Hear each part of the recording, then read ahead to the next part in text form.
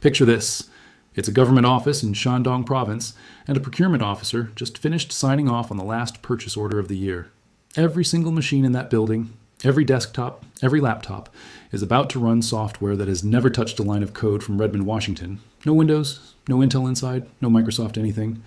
And this isn't a one-off story from one office in one province. This is happening across an entire country right now in 2026, and most people outside China have no idea how far it's already gone. If you're new here, stick around, because by the end of this video, you're going to understand something that very few English language channels are actually explaining properly. Not the surface level, China made an OS headline, but the real mechanics of how the world's most populous nation is quietly unplugging itself from 40 years of American software dominance, and why that decision is going to reshape the technology industry for the next decade. Let's rewind to where this actually starts, because the timeline matters more than people realize. In May 2019, the US government placed Huawei on what's called the Entity List. In plain English, American companies were suddenly barred from supplying Huawei with technology unless they got a special government license. The fallout was immediate and brutal. Google pulled the plug on Android and its app suite for new Huawei phones. Qualcomm and Intel could no longer freely supply chips. For a company that had clawed its way into the top tier of global smartphone makers, this looked like a death sentence. Here's the part that should genuinely surprise you. Huawei didn't fold. It didn't go crawling to Washington for relief. It reached into a drawer and pulled out a plan that had been sitting there, quietly developing since at least 2012. Just 3 months after the sanctions hit, in August 2019, Huawei launched something called HarmonyOS. And that 3-month turnaround tells you everything about how long this had actually been in the works. Nobody builds an operating system in 12 weeks. What they did was flip a switch on a project that had been simmering for 7 years. Now, the early versions weren't the full story. They leaned on the Android open source project and Linux underneath the hood, which let existing Android apps still run. Western tech critics jumped on that immediately and called it a rebrand with a new coat of paint. And honestly, that criticism had some truth to it back then, but it completely missed where things were heading. Between 2019 and 2023, Huawei quietly did something almost no company in the history of computing has managed. It took an operating system that started as a dependent, borrowed patchwork and rebuilt it from the ground up into something genuinely independent. In 2023, at Huawei's developer conference, the company unveiled HarmonyOS Next, and this is the version that actually matters for this story. HarmonyOS Next does not run on Android compatibility layers anymore. It doesn't run Windows apps. It has its own microkernel, its own graphics engine, its own security architecture, its own app development framework, built from the chip up. That's not a fork of somebody else's tree. That's an entirely different tree, planted and grown in Chinese soil. Then came the date that turned this from an interesting side story into a genuine geopolitical event. In March 2025, Huawei's license to run Microsoft Windows on its machines expired. And because of the ongoing sanctions, there was no renewing it. This wasn't a shock. Huawei had been engineering toward this exact moment for years. 2 months later, on May 19, 2025, in Chengdu, Huawei unveiled the MateBook Pro and the MateBook Fold Ultimate, laptops running HarmonyOS 5 with not a single line of Microsoft code inside them. According to Huawei's own disclosures, getting to that point took more than 10,000 engineers, 20 research institutes, and over 2,700 core patents developed across roughly 5 years of focused work. Chinese state media covered the Chengdu event extensively. Western tech press, barely a mention. And that gap right there, between what's actually happening and what the outside world is paying attention to, is the thread running through this entire story. Because here's the thing people keep getting wrong. This isn't a company launching a product. This is a government-backed technology sovereignty project wrapped inside a product launch, and the machinery behind it is bigger, more coordinated, and more urgent than almost anyone outside China's borders is currently tracking.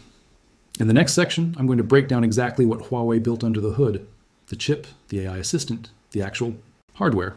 Because the engineering substance is what separates this from every failed China builds its own OS story you've heard before. And then we get into the part that should really get your attention: the government mandate forcing this transition with a hard deadline and tens of millions of machines already caught inside it. Let me know in the comments, had you even heard about HarmonyOS PC before this video? Drop a no below if this is the first time you're hearing this, because I guarantee you're not alone. So let's actually get into the machine, because this is where a lot of skeptics, myself included, when I first started digging into this, expected to find smoke and mirrors. What I found instead was a genuinely vertically integrated computing stack built from silicon to software with almost no foreign dependency left inside it. Start with the chip, because everything else sits on top of it.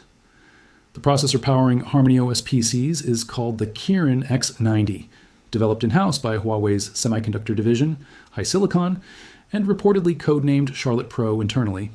It's a 10-core ARM-based chip running in a big little style configuration, handling 20 threads through simultaneous multi-threading, paired with a Maliune 910 GPU for graphics.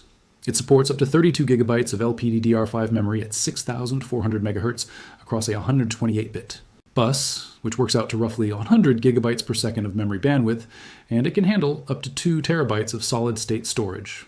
It's manufactured domestically at SMIC using a 7-nanometer process.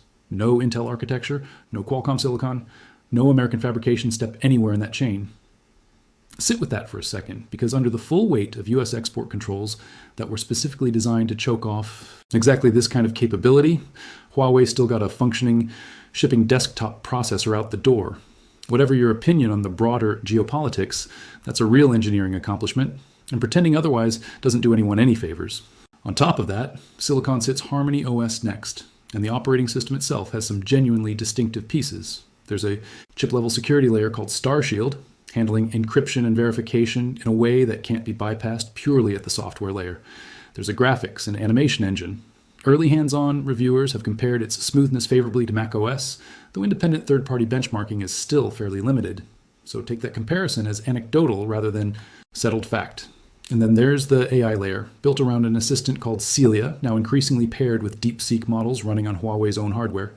Celia can summarize documents, draft meeting notes, translate text, build presentation slides, and pull information from local files using plain natural language requests. And it's woven into the operating system itself rather than bolted on as a separate app. Huawei has also been rolling out cross-device continuity features that let a task move seamlessly between a HarmonyOS phone, tablet, and PC, something no Windows manufacturer has ever fully replicated across a genuinely unified ecosystem. Now here's where the real skepticism should live, and where a lot of previous alternative operating system stories have gone to die. An OS is worthless without software. Linux on the desktop has been technically excellent for decades and commercially marginal the entire time, precisely because it could never pull in the applications people actually needed. So what does the app picture actually look like for HarmonyOS right now, in the middle of 2026? At the May 2025 PC launch, HarmonyOS shipped with just over 2,000 native applications, deliberately curated to cover the daily workflow of government staff and enterprise workers. The exact users this rollout was targeting first. WPS Office, which functions as China's homegrown answer to Microsoft Office, was there natively. WeChat and QQ, essentially the communication backbone of the entire country, were ready on day one.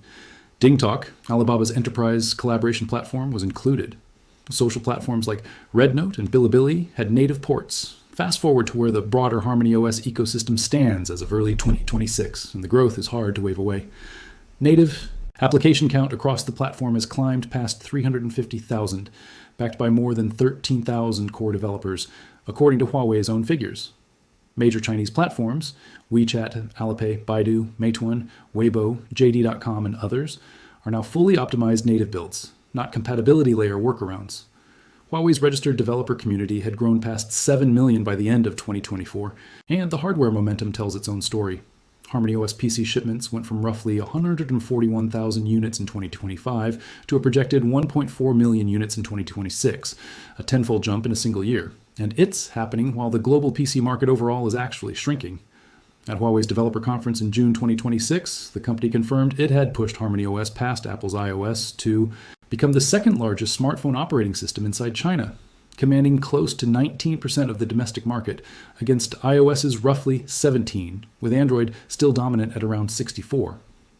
Huawei has also confirmed that commercial HarmonyOS desktop PCs, separate from the consumer MateBook line, are set to formally launch in September 2026 with trial commercial testing already underway through July and August, targeting enterprise, finance, and government office environments specifically. That's not the profile of a novelty product getting propped up for a press cycle. That's a platform with genuine compounding commercial momentum. And ecosystems with real momentum have a nasty habit of not reversing themselves once they cross a certain threshold. But here's the question that should actually be nagging at you right now. Why would millions of businesses and government offices voluntarily walk away from decades of Windows infrastructure, retrain their staff, migrate their data, and take on all that? Operational pain? just because a domestic alternative technically exists and works reasonably well. Companies don't usually make that kind of expensive, disruptive switch out of pure enthusiasm. They make it when someone tells them they have no other choice.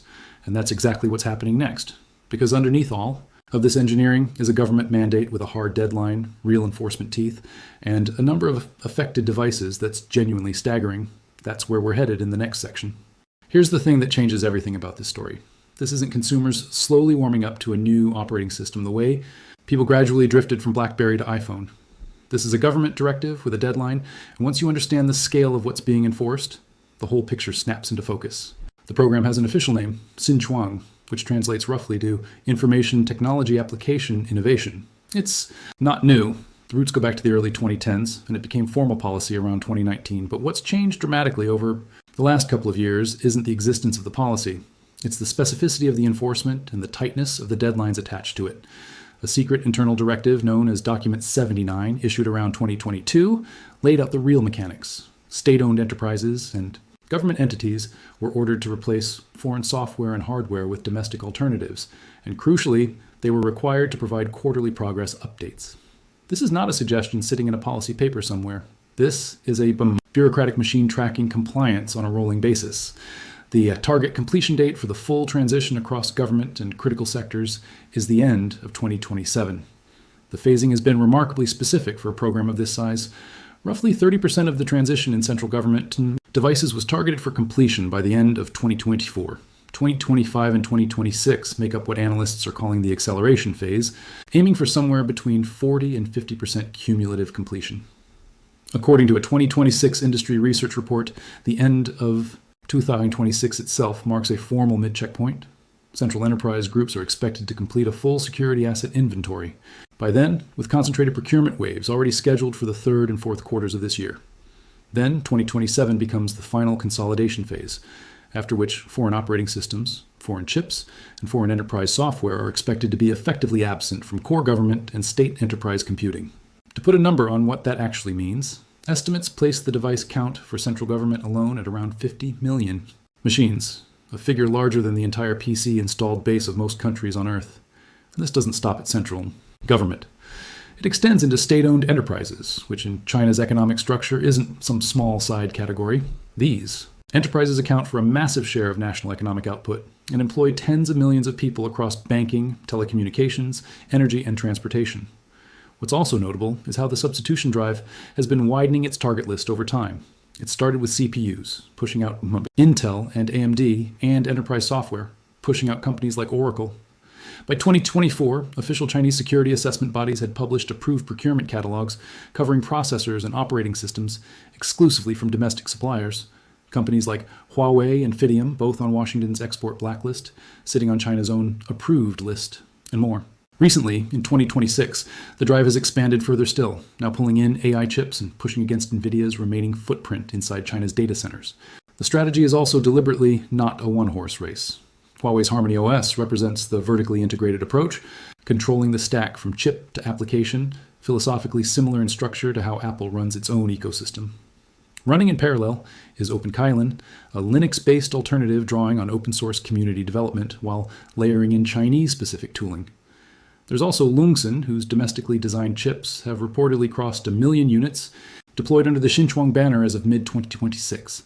Combined installations of Kylin OS and UOS across central and state-owned enterprises had already exceeded 8 million units by the end of 2025, with projections for new 2026 deployments expected to push past another 5 million. This is a deliberately redundant, multi-pillar strategy. No single company's stumble can derail the broader national push. Now why? Does any of this matter beyond China's own borders? Because it demolishes an assumption the entire global tech industry has quietly operated on for 30 years, that Windows and American cloud infrastructure more broadly are simply too deeply embedded, too structurally load-bearing for any country to realistically walk away from at scale. Linux stayed technically excellent and commercially marginal on the desktop for 2 decades, precisely because switching costs were considered prohibitive for any rational organization. What Xinchuang demonstrates is that when a government treats a switching cost as a national security expense rather than a market decision, that prohibitive cost simply gets paid, deliberately, systematically. Across the largest national computing infrastructure on the planet, And there's a financial trail confirming this isn't theoretical. Industry estimates place American technology companies' lost Huawei-related sales at more than $33 billion between 2021 and 2024 alone. And multiple analysts, including Washington-based technology policy researchers, have pointed out something almost ironic. The export controls designed to contain Huawei appear to have accelerated its independence instead, strengthening exactly the domestic capability those controls were meant to prevent. So, where does that actually leave Microsoft? And where does it leave the rest of us watching from outside China? Because there are two tempting conclusions here, and both of them are wrong.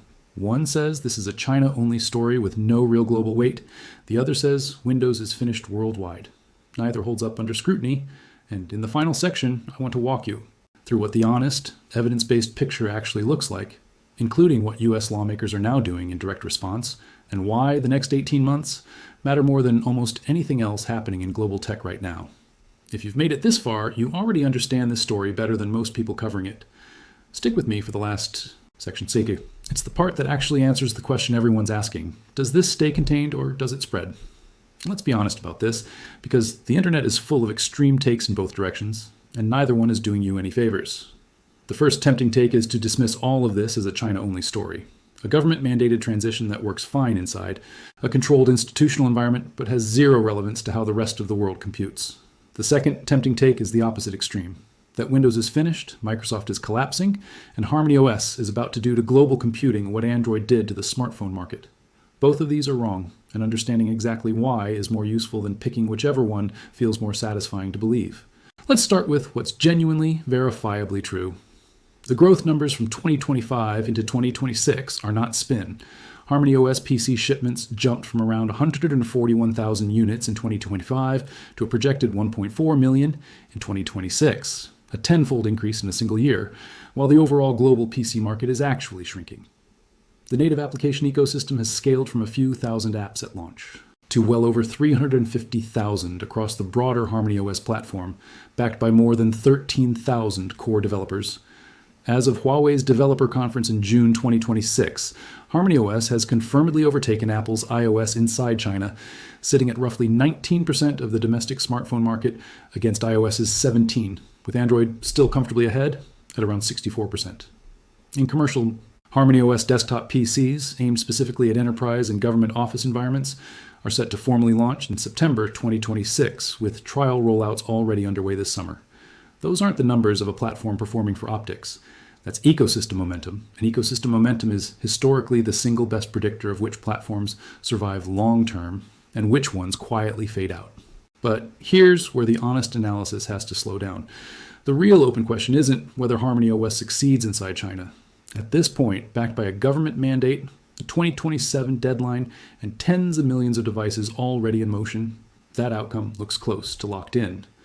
The real question is whether HarmonyOS ever becomes a meaningful presence outside China's borders, in or Southeast Asia, in parts of Africa, in Latin America, in segments of the Middle East, where a number of governments have their own reasons for wanting technology diversification and their own complicated relationships with both Washington and Beijing. Technically, HarmonyOS Next is a serious enough platform to compete globally on paper. The security architecture, the AI, integration through Celia and DeepSeek, the cross-device continuity, the performance profile of the Kirin X90. These are genuine engineering achievements, not gimmicks. But the barriers to HarmonyOS establishing real footholds in Western markets are substantial and actively growing, not shrinking. U.S. lawmakers have already sent formal letters to the Secretaries of State and Commerce urging thorough scrutiny of HarmonyOS and coordinated pressure with allied governments to discourage its adoption in sensitive infrastructure, explicitly citing national security concerns tied to software developed under Chinese Communist Party oversight. That's not a hypothetical future risk. That's an active policy conversation happening in Washington right now, in 2026. So here's the actual picture, without the exaggeration in either direction. China is not simply swapping one operating system for another. It's constructing an entire parallel computing stack. Chip, operating system, applications, cloud, AI layer, built with a level of institutional urgency and coordinated resourcing that no previous technology sovereignty project in modern history has matched. Whether that project eventually competes globally, or whether it remains a massive but geographically contained achievement inside China's own institutional walls, it is already doing something significant. It's cracking the 30-year assumption that Windows and American cloud infrastructure function as universal, shared technological ground even between nations that disagree on almost everything else. That assumption has been eroding for years, quietly in the background. HarmonyOS PC is simply the most visible, most concrete evidence of that erosion happening in real time, in front of us in 2026, not as a prediction, but as a documented rollout with dates, device counts, and shipment numbers attached to it. And that's really the deeper story here. Beyond any single company or any single operating system, we're watching the most significant fragmentation of the global technology stack since the internet itself became a genuinely contested geopolitical space. The next 18 months, through the rest of 2026 and into that 2027 deadline, are going to tell us a lot more than most of the headlines currently circulating are letting on. So here's my honest question for you, and I actually want you to answer it in the comments rather than just scroll past. Do you think an operating system built entirely outside the Western tech ecosystem can ever meaningfully break out beyond China's borders? Or is this destined to stay a massive, sovereign, but geographically boxed-in achievement? I've got my own read on it, but I want to hear where you land first. If this kind of deep, no-fluff breakdown of what's actually happening in global tech is something you want more of, subscribe, because this story is still only in its early middle chapters. And I'll be tracking every major update as we head toward that 2027 deadline. The September desktop PC launch, the next Xinjiang checkpoint, and whatever Washington decides to do about it, if you made it this far, share this with someone who still thinks this is just a China thing, and I'll see you in the next one.